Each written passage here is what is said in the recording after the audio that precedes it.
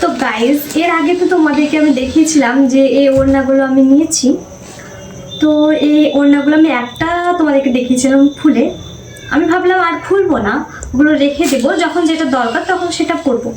But তারপর ভাবলাম না, যেহেতু অনলাইনে কেনা জিনিস, কেমন হবে, ভেতরটা ছেঁড়া টেরা আছে কিনা। তো সেই জন্য সব ওড়নাগুলোই এখন আমি খুলবো আর তোমাদেরকে দেখাবো। আর তারপর ভাঁজ করে রেখে দেবো, দেখি কোনো ওড়নার কোনো কাটাকুটো আছে কিনা, তার জন্যই আরও খোলা। তো দেখা যাক কেমন হয় আর কি।